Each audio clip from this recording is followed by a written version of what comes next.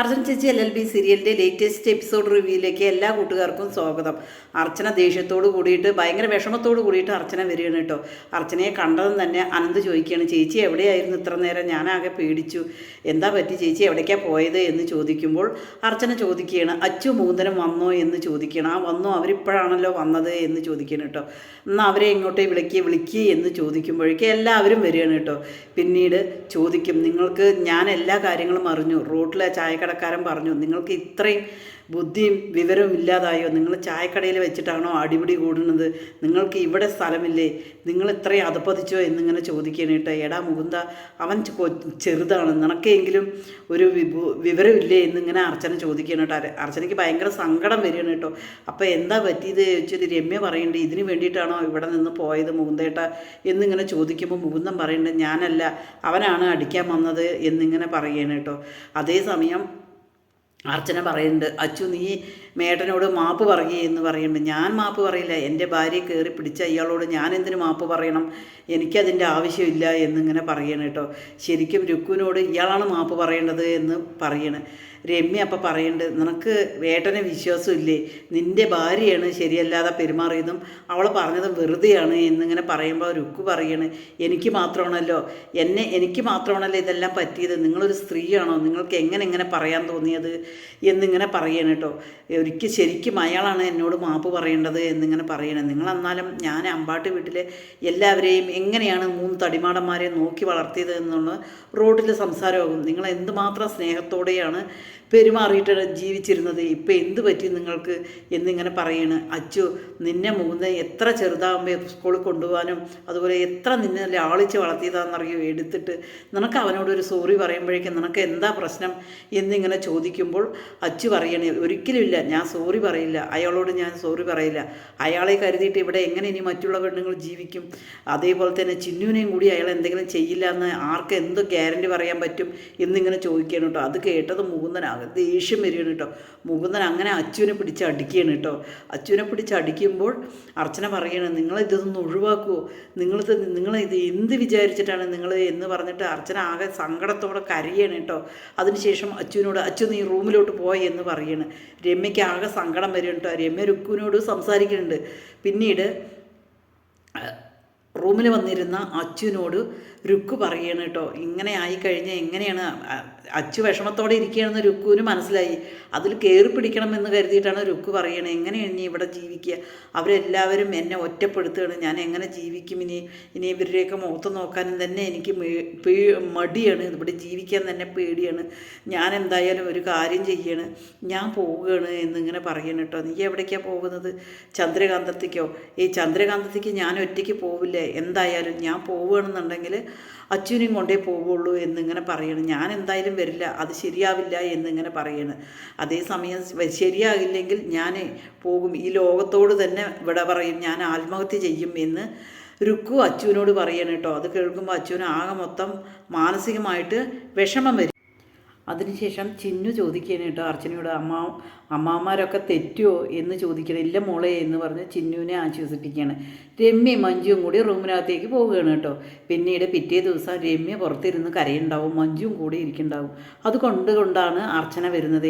എന്താ പ്രശ്നം എന്താണ് എന്ന് ചോദിക്കുമ്പോൾ, ഇന്നലെ തുടങ്ങിയ മൂന്തേട്ടൻ്റെ ആകെ സ്വഭാവം ആകെ മാറി. മൂന്തേട്ടൻ ഒരക്ഷരം മിണ്ടുന്നില്ല. ചായ ഞാൻ കൊണ്ടുപോയി കൊടുത്തപ്പോൾ ചായയും കുടിക്കുന്നില്ല, കുളിക്കുകയോ ഡ്രസ് മാറുകയോ ഒന്നും ചെയ്തിട്ടില്ല എന്ന് പറഞ്ഞിട്ട് രമ്യ അങ്ങ് കരയാണ് കേട്ടോ. അത് കേൾക്കുമ്പോൾ അർച്ചന പറയേണ്ട, അത് സാരമില്ല, അവന് ഇന്ന് ജോലിക്ക് പോകുന്നുണ്ടായിരിക്കില്ല, അതുകൊണ്ടാണ് കാര്യങ്ങളൊന്നും ചെയ്യാതിരിക്കുന്നത് എന്ന് പറയുമ്പോൾ മഞ്ജു പറയണം, അതെങ്ങനെ?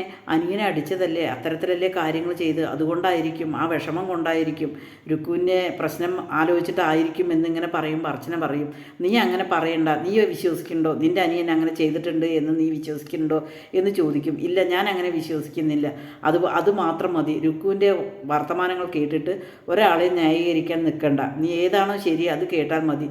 പിന്നെ നിൻ്റെ ഈ സംസാരം കേൾക്കുമ്പോൾ മറ്റു ചിലവർക്ക് അത് വിഷമമാകും, അത് ആദ്യം നീ മനസ്സിലാക്കണം എന്നിങ്ങനെ പറയണം കേട്ടോ. അത് കേൾക്കുമ്പോൾ മഞ്ജു പറയുന്നുണ്ട്, ചേച്ചി ഞാൻ അങ്ങനെ വിചാരിച്ചിട്ടൊന്നും അല്ല പറഞ്ഞത്, ഞാൻ പെട്ടെന്ന് തന്നെ എല്ലാ കാര്യങ്ങളും വെട്ടിത്തുറന്ന് പറയും, അതുകൊണ്ടാണ് ഞാൻ അങ്ങനെ പറഞ്ഞത് എന്ന് പറയണം. പിന്നീട് അർച്ചന രമ്യയോട് ചോദിക്കുന്നുണ്ട്, രമ്യ ചായ എവിടെ, ഞാൻ കൊണ്ടുപോയി കൊടുക്കാം അവന് എന്നിങ്ങനെ പറയുമ്പോൾ ഞാൻ ആ മേശപ്പുറത്ത് ചായ വെച്ചിട്ടുണ്ട് എന്ന് പറയണം കേട്ടോ. അതിനുശേഷം അർച്ചന ചായയുമായിട്ട് പോവുകയാണ്. മഞ്ജു രമ്യയോട് ചോദിക്കും, ഞാനതിങ്ങനെ പറഞ്ഞു, ഏതിലും നിനക്ക് വിഷമമുണ്ടോ, ചേച്ചിക്ക് എന്നോട് എന്തോ ഒരു നീരസം പോലെ, ഞാൻ എന്തും വെട്ടി തുറന്ന് പറയും എന്നിങ്ങനെ പറയുമ്പോൾ രമ്യ പറയും, നീ നിൻ്റെ പണി നോക്ക് എന്ന് പറഞ്ഞതിന് ശേഷം രമ്യ കയറിപ്പോവുകയാണ് കേട്ടോ. അതേസമയം അർച്ചന ചായയും കൊണ്ട് പോയപ്പോൾ മുകുന്ദൻ ആ ചായ വാങ്ങി കുടിക്കാൻ നിൽക്കില്ല കേട്ടോ. എടാ, അത് ഇന്നലത്തെ വിഷയം കഴിഞ്ഞില്ലേ, നീ അച്ഛനെ അടിച്ചതല്ലേ, അത് ഇന്നലത്തോടെ കഴിഞ്ഞു, എന്നാ നീ ചായ കുടിക്കുക എന്ന് പറയണം കേട്ടോ. എനിക്ക് അവനോട് ഒരു ദേഷ്യമില്ല, നീ പിന്നെ എന്താ പിണങ്ങിയിരിക്കണോ എന്ന് ചോദിക്കണം. ഇല്ല, എനിക്കൊരു ദേഷ്യമില്ല, അവനോട് എനിക്ക് പിണങ്ങിയിരിക്കാൻ പറ്റുമോ എന്നിങ്ങനെ ചോദിക്കണം. ശരി, ഞാൻ അവനെ എന്തായാലും ഇങ്ങോട്ടേക്ക് വരാം, ഇങ്ങോട്ട് വന്നു കഴിഞ്ഞാൽ നിങ്ങൾ സംസാരിക്കണം കേട്ടോ എന്ന് പറയണം. ശരി ചേച്ചി എന്ന് പറയണം കേട്ടോ. അതേസമയം രുക്കും അച്ചും കൂടി പാക്ക് ചെയ്യണം കേട്ടോ. രുക്കും അച്ഛനോട് ഇങ്ങനെ പറയണം, നീ എന്തായാലും ശരി, ഇത്ര പെട്ടെന്ന് സമ്മതിക്കും എന്ന് ഞാൻ ഒരിക്കലും കരുതിയില്ല കേട്ടോ. എനിക്കൊരു ഭയങ്കര സർപ്രൈസായി. എന്തായാലും ശരി, ഇനി നിൻ്റെ ഏട്ടൻ്റെ കൂടെ ഇവിടെ ഇരിക്കാൻ എനിക്ക് പറ്റില്ല, എനിക്ക് ഭയങ്കര പേടിയാണ്, എനിക്കിരിക്കാൻ പറ്റില്ല, അതുകൊണ്ട് നമുക്ക് എന്തായാലും പോകാം. അത് കേൾക്കുമ്പോൾ അച്ചു പറയണ്ടേ, ഏതായാലും നമുക്കൊരു സന്തോഷമില്ല ഇതുവരെയും, ഇനി എന്തായാലും സന്തോഷം കിട്ടുന്നത് അവിടെയാണ് പറഞ്ഞാൽ അവിടേക്ക് പോകാം. നിൻ്റെ സന്തോഷമാണ് എനിക്ക് കാര്യം, അല്ലാതെ എനിക്ക് വേറൊന്നുമില്ല. നിൻ്റെ പ്രശ്നങ്ങളാണ് എൻ്റെ പ്രശ്നങ്ങളും എന്നിങ്ങനെ പറയുന്നുണ്ട്. അത് കേൾക്കുമ്പോൾ രുക്കുന് ഭയങ്കര സന്തോഷമാണ് കേട്ടോ. എന്തായാലും ശരി, നമുക്ക് ചന്ദ്രകാന്തത്ത് പോയി ഇരിക്കാമെന്ന് പറയണം.